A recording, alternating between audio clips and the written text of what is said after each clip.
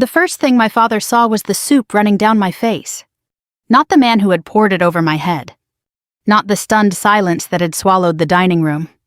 Not the way every fork had frozen halfway to every mouth in that polished Charleston restaurant.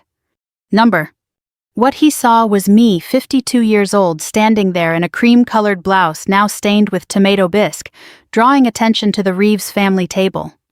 And the first words out of his mouth were, "Abigail, sit down, you're embarrassing us." Even now, thinking back on that moment, I can still hear the soft clink of silverware, the low jazz humming from hidden speakers, the smell of fresh bread and basil hanging in the air. And I remember thinking something I never expected to think about my own father. He would rather see me humiliated than inconvenience a stranger. The man standing over me was named Derek Mercer. At the time, I knew him only as one of my younger brother Caleb's business associates, the sort of man Charleston produced in steady supply these days. Expensive loafers, bright white teeth, hair too carefully messy to be accidental. The kind of man who mistook confidence for character. He was smiling when he dumped the soup over my head. "Look at her," he'd announced loudly enough for half the room to hear, too scared to fight back. A few people laughed. Not because it was funny. Because weak people often laugh when cruelty enters the room. They think it protects them from becoming the next target. I slowly reached for my napkin and dabbed at my face. Across the table, my younger brother Caleb smirked into his bourbon glass. Mother looked horrified, but not for me. For the scene. And Father? Father wouldn't even meet my eyes. I looked at him anyway. After all these years, some part of me still expected him to become the man I had needed when I was 16, or 22, or 35. A man who might say, "That's my daughter, show some respect." Instead, he leaned slightly toward me and whispered through clenched teeth, "Be quiet, don't make this worse." Something inside me became very still. Not broken. Not angry. Just still. The kind of stillness I'd learned years ago in places far more dangerous than this restaurant. The kind that comes just before action. I reached up, lifted the soup bowl from where Derek had dropped it crookedly against my shoulder, and placed it carefully on the table. Then I stood. Derek straightened a little surprised. He'd expected tears, maybe shouting, maybe some dramatic reaction he could mock later over drinks. Instead, I looked him directly in the eye and knocked the bowl onto the hardwood floor. It shattered. The crack echoed through the dining room like a gunshot. Then I said very calmly, "You've made a serious mistake." His smile faltered. Only for a second. Then he laughed again. "Oh yeah, you gonna call your lawyer?" I held his gaze for another moment. "No," I said. Then I turned and walked out. No shouting. No threats. No explanations. Just silence. That unsettled him more than any outburst could have. I knew because I heard him call after me as I crossed the dining room. "Yeah, that's right, walk away." His voice cracked slightly on the last word. Outside, Charleston's evening air was warm and smelled faintly of salt drifting in from the harbor. I stood beneath the restaurant awning and let the humid breeze dry the soup on my skin. For a long moment, I simply breathed. People often imagine restraint as weakness. They imagine that if you do not strike back immediately, you are afraid. They have no understanding of what real discipline costs. At 52, I had spent more than half my life mastering that discipline. 28 years in naval service had taught me many things. How to endure pain without complaint. How to assess threats quickly. How to keep my voice steady when chaos pressed in from every side. How to wait. Waiting properly done is one of the most powerful acts a person can perform. A black sedan idled across the street. The driver stepped out the moment he saw me. "Commander Reeves?" "Evening, Harris." His eyes flicked to the soup staining my blouse. His jaw tightened. What happened? Nothing requiring intervention. He knew better than to press. He opened the rear door and I slid inside. As Charleston's old brick buildings drifted past the window, I thought about my father. About all the years he'd spent disappointed that his eldest child had not become what he considered respectable. He'd wanted country clubs, law school, marriage to some polished Charleston attorney. Not military service. Certainly not naval special warfare. The truth was neither he nor mother had ever understood what I actually did. Security clearances made detailed explanations impossible. So they had built their own assumptions. To them, I was still the difficult daughter who had run away to join the Navy. And Caleb, charming local visible Caleb, was success incarnate. I had long ago stopped trying to correct them. But tonight felt different. Because this time their silence had not merely disappointed me. It had revealed them. As the sedan turned toward the harbor district, my secure phone vibrated. One message. From Admiral Thomas Whitaker. Saw the incident, call me immediately. I stared at the screen for several seconds. Then I smiled. Not because I wanted revenge. Because Derek Mercer had no idea what kind of attention he had just attracted. And in exactly 1 week he was going to learn who Abigail Reeves really was. By the time I returned Admiral Whitaker's call, the city lights of Charleston had become scattered gold across the harbor water. Harris drove in silence as he always did, his attention fixed on the road. He had worked with me for nearly 4 years and understood that quiet was often more useful than conversation. The phone rang only once before Whitaker answered. Abigail.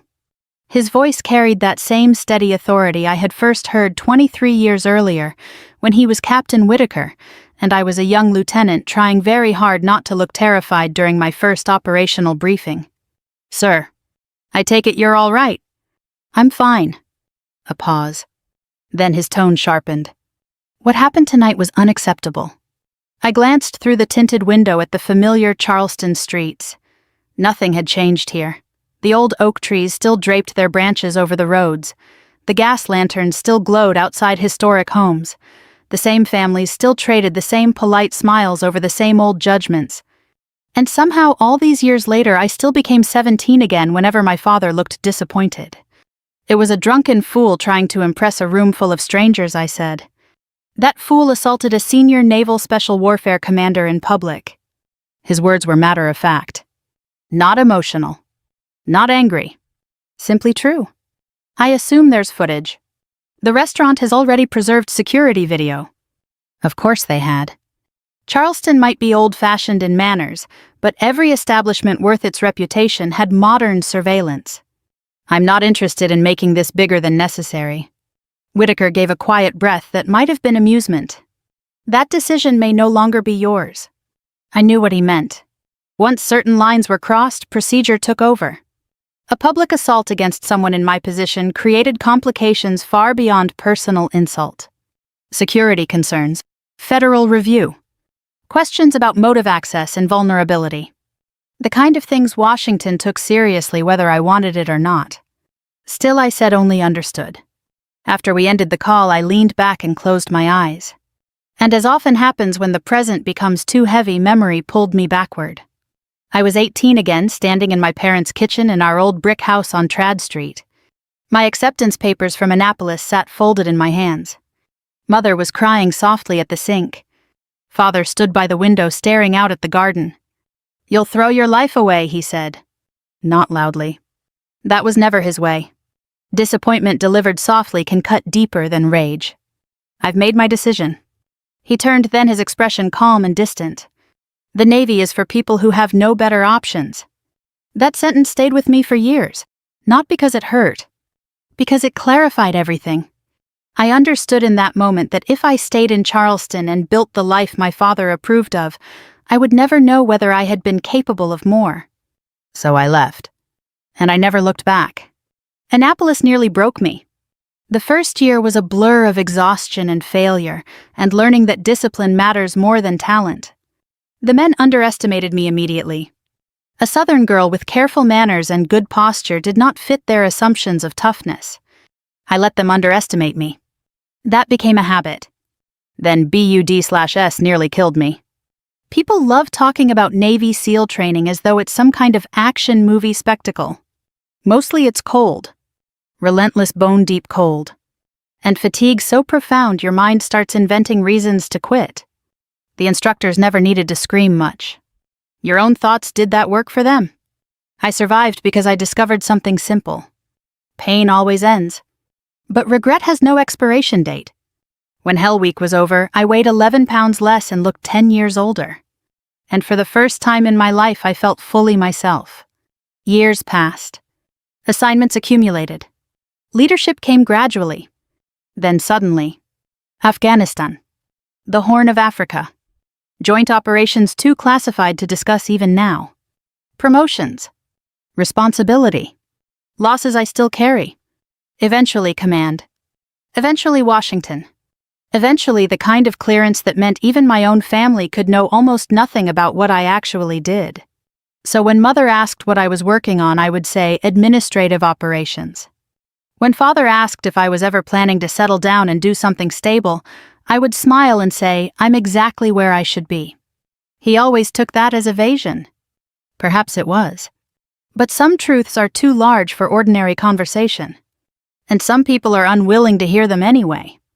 The car slowed as we entered the private drive to the harbor residence the Navy maintained for my Charleston visits. As Harris opened my door, he hesitated. Ma'am, permission to speak freely. I stepped out. Granted. He looked uncomfortable, which was unusual for him. I reviewed local records after we left the restaurant. That got my attention. And that man, Derek Mercer. He's tied to an active financial inquiry involving Charleston redevelopment contracts. I studied him. How active? Preliminary federal review, fraud indicators. Interesting. Very interesting. Connected to Caleb. His expression told me enough before he answered. Yes, ma'am. For a moment I said nothing. Then I looked toward the dark harbor and felt something cold settle into place. Not revenge. Not satisfaction. Recognition. The world often reveals character long before consequences arrive. Consequences simply make everyone else notice. I thanked Harris and went inside. An hour later, standing alone in the guest suite overlooking Charleston Harbor, I checked my phone. 3 missed calls from Mother. 1 from Caleb. None from Father. I deleted them all unread. Then another message appeared. From an unknown number. You should have stayed quiet tonight. Some people don't like being embarrassed. No signature. No need for one. I smiled faintly. Derek had made his second mistake. And this one would be much harder to survive than the first. I slept well that night. That may sound strange considering the circumstances. A man had publicly humiliated me, threatened me afterward, and very likely tied himself to a growing federal investigation involving my own brother. Most people would have lain awake replaying every detail. But years in naval special warfare teach you something civilians often misunderstand. You sleep when sleep is available. Worry is not preparation. It is simply wasted energy. By 6 the next morning I was awake and standing barefoot on the harbor residence balcony watching Charleston come alive. Fishing boats moved slowly across the water. A church bell rang somewhere downtown. The air smelled of salt and magnolia blossoms. It was beautiful in the quiet way Charleston has always been, beautiful, polished, and dignified on the surface, full of old tensions underneath. Much like my family. I had just finished my second cup of coffee when my secure phone rang.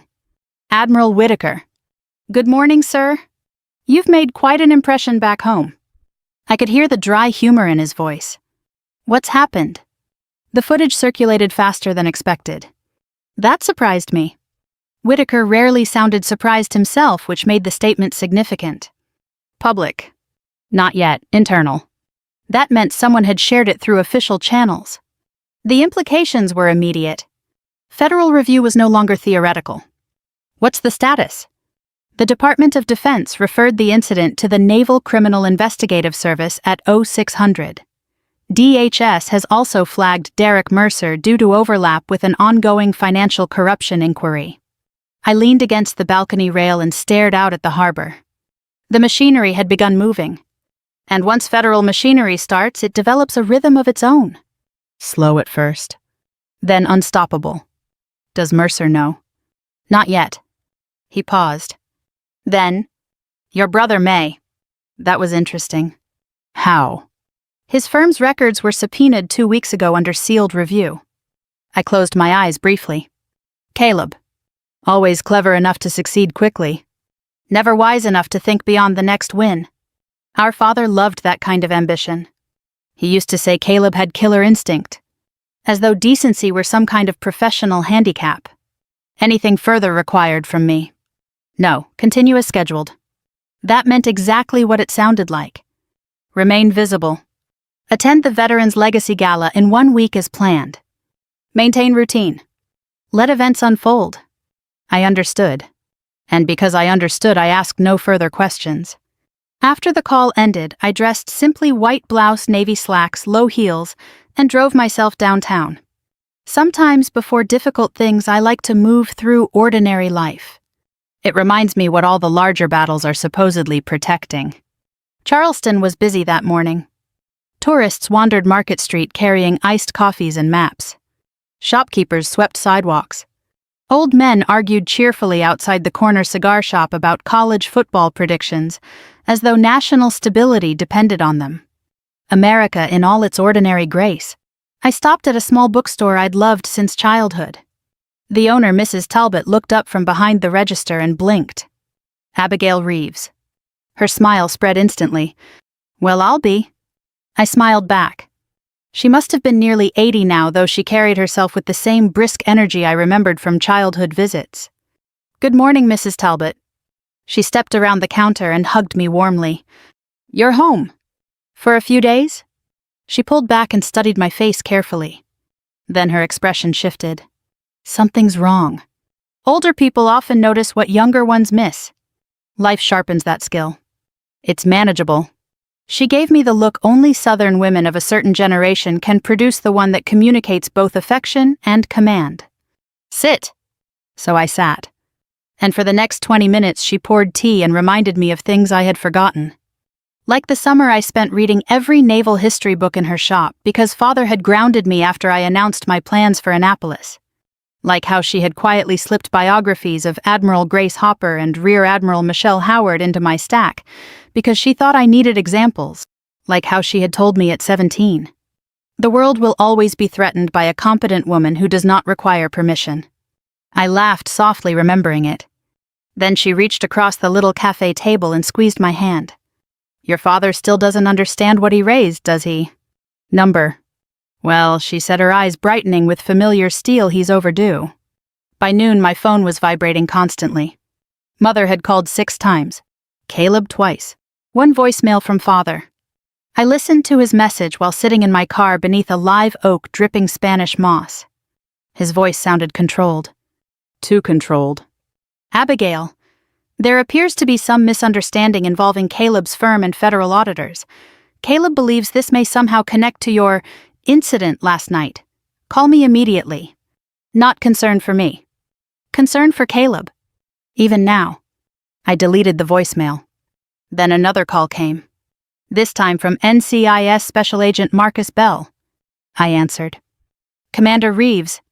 Ma'am, I'm required to inform you that Mr. Mercer contacted several local associates this morning, attempting to obtain your classified service record. I went still. That changed things. Was he successful? No, ma'am. Good. Bell hesitated. Then, he also told one contact he planned to confront you publicly at the Veterans Legacy Gala. I smiled. Not because the threat amused me. Because Derek Mercer was still making mistakes, and he had no idea how expensive each one was becoming. Thank you, Agent Bell. After we ended the call, I sat quietly for several minutes. Then I looked toward Charleston Harbor again and thought, some storms announce themselves with thunder. Others arrive beneath clear skies.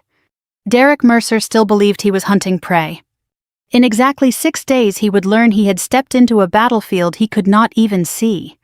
And by then it would already be too late. The Veterans Legacy Gala had been a Charleston institution for nearly 40 years. My father used to donate every year.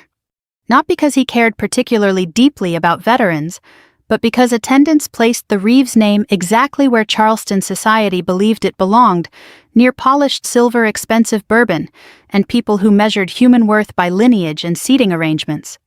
As a child, I had attended several of those dinners. I remembered chandeliers throwing warm light across white tablecloths, elderly men telling stories about Korea and Vietnam, women in elegant dresses speaking softly about duty and sacrifice. Back then, I thought patriotism looked like pressed tuxedos and crystal glasses. Later, I learned it usually looked like exhaustion grit and people quietly carrying burdens no one else would ever fully understand. That Saturday evening, I arrived through the side entrance reserved for official guests. I wore full navy dress whites. Not because I wanted to impress anyone. Because protocol required it. The uniform fit as naturally as my own skin after so many years.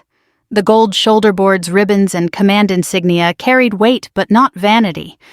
Each one represented responsibility. Each one remembered people who had paid more for service than I ever had. As I adjusted my cuffs in the preparation room, Admiral Whitaker entered.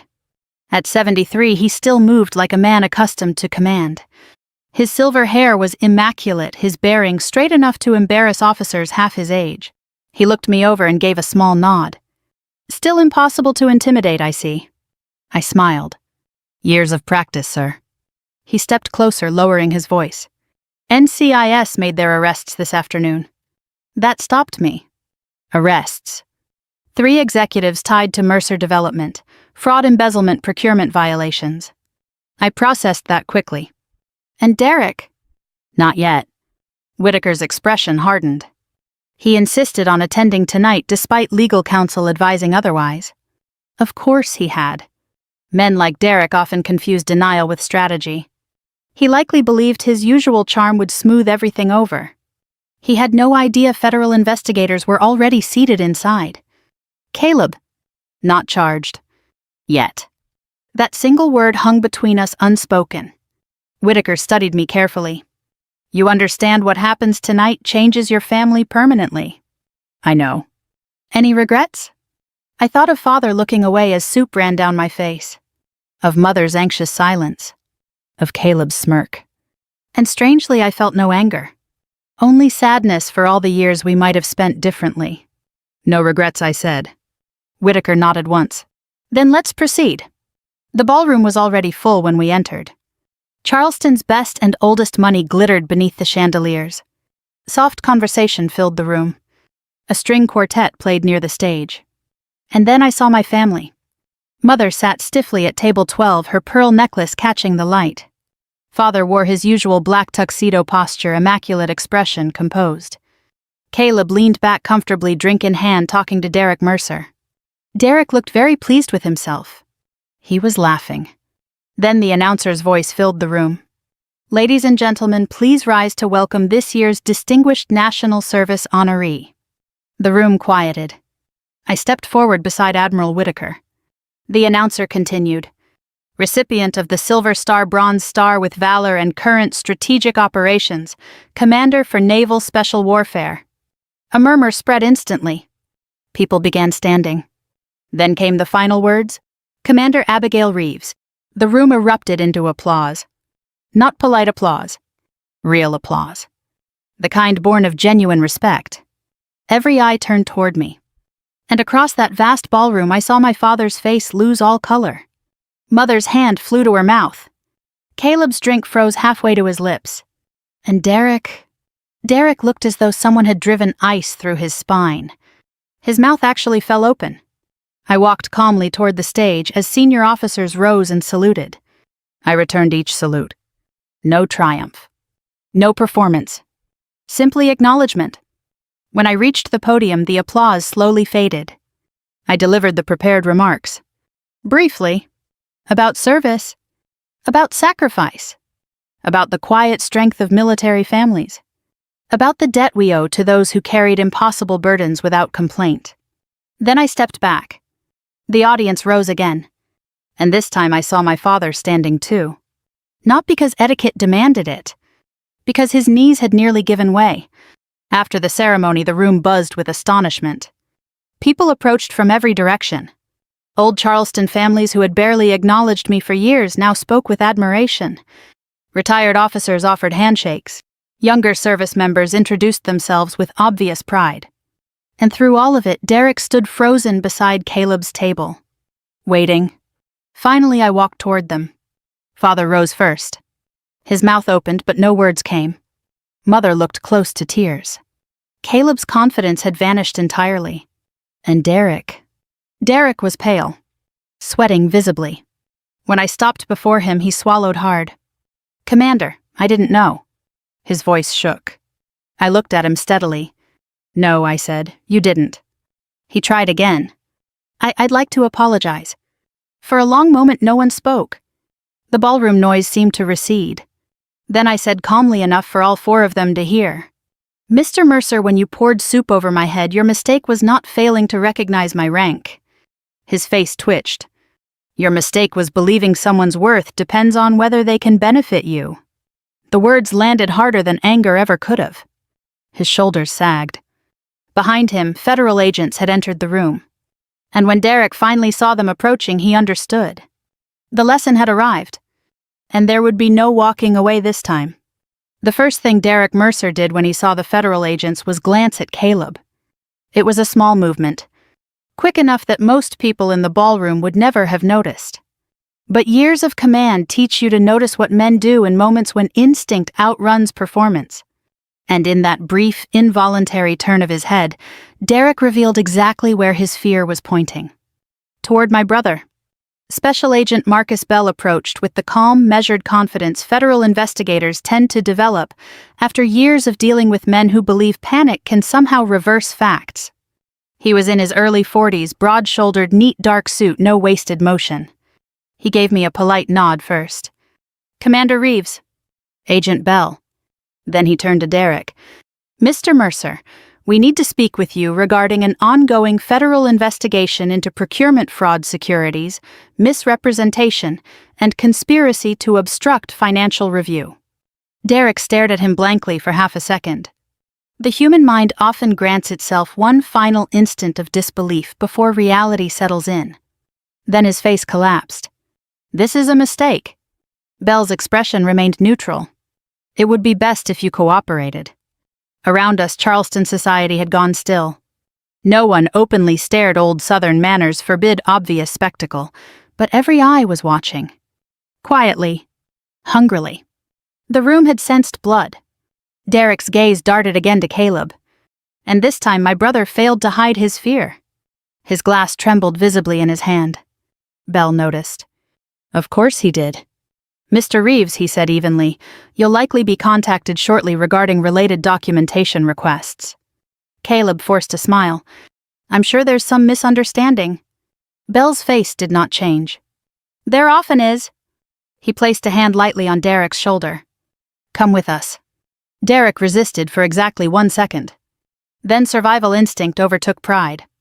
As the agents escorted him across the ballroom, conversation slowly resumed in cautious murmurs. But no one returned to normal. The air had changed. Truth does that to a room. It alters the pressure. When the doors closed behind Derek and the agents, my mother exhaled sharply as though she had been holding her breath for hours. Father remained standing, staring at me with an expression I had never seen before. Not disappointment. Not judgment. Recognition. As though he were seeing his daughter for the first time. Caleb recovered first. He always had quick instincts when self-preservation was involved. He stepped toward me, lowering his voice. "Abigail, we need to talk privately." I regarded him for a moment, then nodded. We moved to a smaller side terrace overlooking the harbor. Charleston's humid night wrapped around us, warm and heavy. Inside, muted music drifted through the glass doors. For several seconds, Caleb said nothing. He was recalculating. That was his gift. And his curse. Finally, he turned to me, all polished concern. "You could help fix this." I almost smiled. There it was. Not apology. Not accountability. Strategy. How? "You clearly have influence here, connections. If this investigation escalated because of what happened at dinner..." He hesitated, choosing his words carefully. "Surely you could clarify things. Explain Derek was drunk, that no offense was intended." I studied my younger brother. At 48, Caleb had our father's careful features softened by easier living. He had always been handsome in the way Charleston rewarded clean-cut, practiced ease, expensive confidence. People trusted him quickly. He had spent his life learning how to turn that trust into opportunity. And standing there beneath the terrace lights, asking me to save him from consequences he likely deserved, he looked suddenly very young. Almost frightened. "Did you know?" I asked. His eyes flickered. There it was again. The smallest betrayal. "Yes," he said quietly. "At first it seemed minor. Accounting shortcuts. Everyone does it. Then it got bigger." The honesty surprised me. Fear had finally stripped him down to something real. Why continue? He gave a humorless laugh. You know, Father. Yes. I did. Success had always been the family religion, and Caleb had been its chosen disciple. He needed to win, Caleb said, and eventually so did I. For the first time that evening, I felt true sorrow. Not for what Caleb had done, for how long he had mistaken approval for love. He looked at me desperately. Please, Abby. He hadn't called me that since childhood. Just tell them it was all exaggerated, that Mercer misunderstood who you were. I shook my head. Caleb, my rank does not protect me from consequences when I fail in duty. His face tightened. What does that have to do with this? Everything. I stepped closer, keeping my voice calm. If discipline applies only when convenient, it is not discipline at all. It is theater. He looked away. And suddenly I saw the exhaustion beneath his polished surface. Years spent performing success for a father whose approval could never truly be earned. Years of compromise disguised as ambition. When he finally spoke, his voice was barely audible. I thought if I became enough, he'd finally be proud. The words settled heavily between us. Because I understood them. I had built entire decades around that same impossible hope. And perhaps that was the saddest truth of all. Caleb and I had spent our lives chasing the same ghost in different ways. I placed a hand briefly on his shoulder. You cannot build a worthy life on borrowed admiration. His eyes filled unexpectedly. Then he nodded once. A small broken gesture. Inside the ballroom, applause suddenly erupted for some new announcement. Life continuing. As it always does. I turned back toward the doors. Behind me, Caleb remained motionless, staring out at the harbor, and perhaps for the first time in his life seeing clearly. Real revenge is rarely loud. It does not humiliate. It does not destroy for pleasure. It simply allows truth to arrive without interference.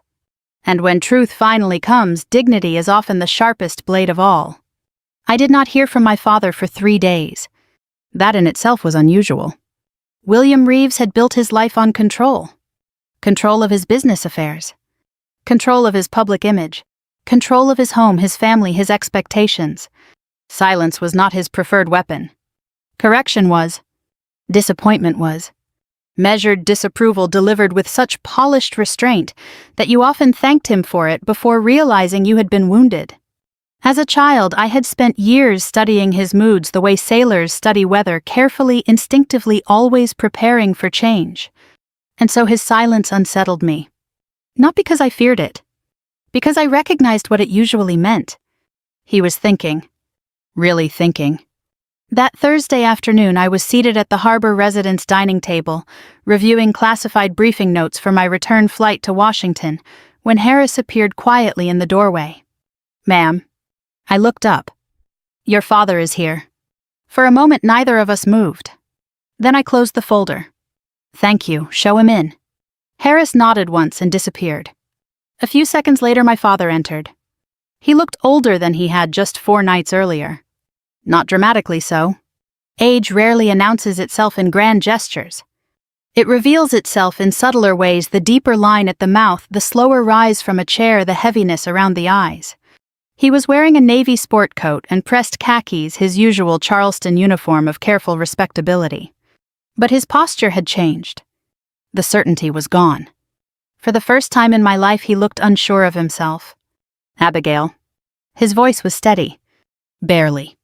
Father. I gestured toward the opposite chair. He sat.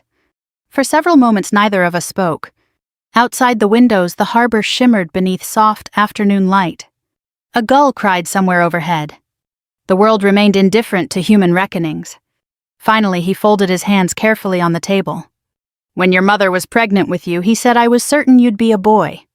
That was not what I expected. I said nothing. He gave a faint, brittle smile. I had plans for that boy. There was no cruelty in his tone. Only honesty. And somehow honesty hurts more. I imagined teaching him the business, watching him carry the family forward, showing him how a Reeves man behaves in Charleston. He looked down briefly. When you were born, I told myself it made no difference. A long pause.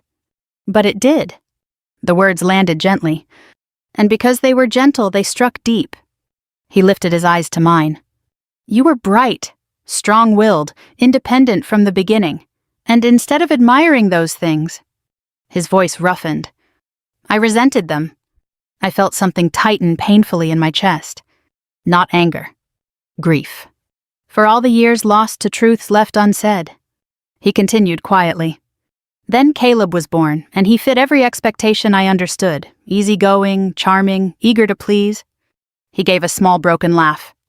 "So I convinced myself that was what strength looked like." Outside, a breeze stirred the harbor grass. Inside, my father's carefully ordered world was coming apart one sentence at a time. "When you chose Annapolis, I was furious." "I know." He nodded. "No, you knew I was angry. You didn't know why." He drew a slow breath. "I was afraid. That stopped me." He met my eyes directly now. "Because the moment you left, I understood something I could not bear to admit." His voice dropped to almost a whisper. "You had become braver than I had ever been." For several seconds I could not speak. The words struck somewhere deep and ancient inside me, the part of every daughter that waits however foolishly to hear her father finally tell the truth. He looked suddenly exhausted. "I spent years pretending your life was lesser because admitting otherwise would mean confronting my own failures." A silence settled between us. Heavy. Necessary. Then, to my complete astonishment, my father's face crumpled. William Reeves did not cry. Not at his own father's funeral. Not when Mother nearly died during surgery 15 years earlier. Not when his business nearly collapsed in the recession. And yet now, sitting across from his daughter in the late afternoon light, tears spilled quietly down his face. "I was proud of you," he said hoarsely. The words broke. He tried again. "I was proud every day." His shoulders shook once. But I did not know how to say it without admitting how wrong I'd been. Something inside me gave way. Not shattered. Released. I had imagined this moment so many times over the years. Usually with triumph. Sometimes with bitterness. Never like this. Never with such profound sadness for what pride had stolen from us both. I reached across the table and covered his trembling hand with mine. His skin felt thinner than I remembered. Older. Real. "I spent half my life trying to earn those words," I said softly. Fresh tears gathered in his eyes. "I know. And eventually," I continued, "I joined the Navy because proving you wrong seemed easier than living small enough to make you comfortable." He closed his eyes. The truth hurt him. As it should. When he opened them again, there was no defensiveness left. Only regret. "Can you forgive me?" It is a strange thing, forgiveness. People imagine it arrives like lightning, sudden and dramatic. Usually it comes quietly like dawn. You look up one day and realize darkness has simply ended. I studied the man who had shaped so much of my life through absence, expectation, and silence. And I saw perhaps for the first time not my father the judge, but William. A flawed man who had inherited narrow ideas of strength and spent too long mistaking them for wisdom. "Yes," I said. The word seemed to hollow him with relief. And for the first time since childhood, my father smiled at me without reservation. It was a small smile, but it was real. And sometimes the smallest truths heal the deepest wounds. 3 months later, we returned to the same restaurant. It was my father's idea. When he first suggested it, Mother looked as though he had proposed we dine in the middle of a hurricane. Even Caleb had gone pale. No one wanted to revisit the place where everything had broken open, which was precisely why my father insisted. Some things, he said quietly, must be faced where they began. And for once, no one argued with him. Charleston was cooler now. October had arrived with its soft southern mercy, easing the summer heat, and filling the city with that crisp salt air that always reminds me of football games, church suppers, and old evenings walking home beneath oak trees after dark. I had flown in from Washington that afternoon. Officially, I was there to deliver a lecture at the Citadel on strategic leadership and modern naval operations. Unofficially, I was there because family, if it is to survive, requires showing up. When I arrived at the restaurant just after 7, the same maitre d' greeted me. This time, his expression held visible respect. "Commander Reeves, welcome back." "Thank you." As he led me through the softly lit dining room, I noticed subtle glances from nearby tables. Recognition had spread after the gala. Charleston had learned who Abigail Reeves was. That no longer mattered much to me. What mattered sat waiting at the same corner table where my humiliation had once been served alongside tomato bisque. Mother rose first when she saw me. Her eyes filled instantly. She embraced me tightly longer than Southern form usually allows. "I'm so glad you came." "So am I." When she stepped back, Caleb offered a small, uncertain smile. He looked different. Lighter somehow. Federal prosecutors had negotiated a settlement in exchange for his cooperation against Mercer Development's larger corruption network. He had lost nearly everything financially. Oddly enough, it had made him gentler. Honest struggle often does. He now worked for a local non-profit restoring historic housing for veterans. Less glamorous. Far more real. "Good to see you, Abby." "You too." Then I turned to my father.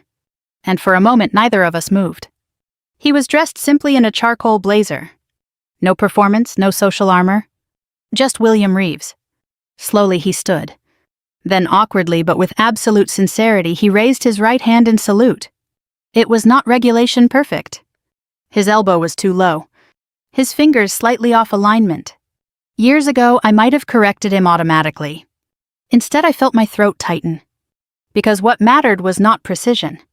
It was meaning. This man who had once considered my service an embarrassment was honoring it the best way he knew how. And so I returned the salute. Perfectly. For one breathless second we simply stood there. Father and daughter. At last seeing each other clearly. Then his composure cracked. His eyes shone. And he laughed softly through the emotion. "Well," he said, lowering his hand, "I imagine yours looked better." I smiled. Years of practice. The others laughed too. And just like that, something old and wounded finally loosened its grip on all of us. Dinner was simple. Steak for Caleb. Sea bass for Mother. My father ordered soup, which made us all pause for half a second before he looked at me and said, "Well, I'm certainly not throwing it." The table erupted in genuine laughter. Even mine. Especially mine. And that perhaps was the clearest sign of healing. Later, over coffee and pecan pie, we spoke more honestly than we ever had. Mother admitted how often fear had kept her silent when she should have defended me.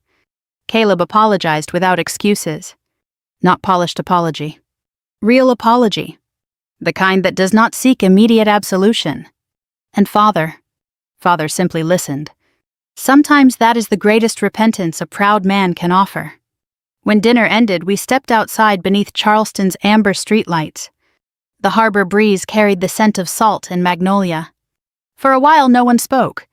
Then Father looked at the dark water and said quietly, "I spent too many years believing strength meant control." He turned toward me. "You taught me it means truth." I looked at him, really looked at him, and understood something that had taken me 52 years to learn. Parents are often just children who grew older without healing properly. And if we are fortunate, life gives us one final chance to understand each other before time runs out. I placed my hand on his arm. "We both learned." He nodded. And that was enough. As I boarded my flight back to Washington the next morning, I thought about Derek Mercer. He had accepted a plea deal and was serving probation while completing mandatory veterans service outreach under court supervision. According to Caleb, the work was changing him. I hoped that was true. Because justice without growth is only punishment. And punishment alone teaches very little. If there is anything this story is worth remembering, perhaps it is this. People will often mistake silence for weakness. They will underestimate dignity because it does not shout. They will assume restraint means surrender. Let them. Truth does not need noise to prove itself. It only requires time. And when truth finally arrives, it speaks clearly enough for everyone willing to listen. If this story stirred something in your own heart, if it reminded you of someone who deserves forgiveness, or perhaps someone from whom forgiveness must still be asked, I hope you'll reflect on that tonight. And if these stories mean something to you, share them with someone who might need the reminder that grace is not weakness, and truth always finds its voice. Thank you for listening. And if you'd like to hear more stories like this, you know where to find us.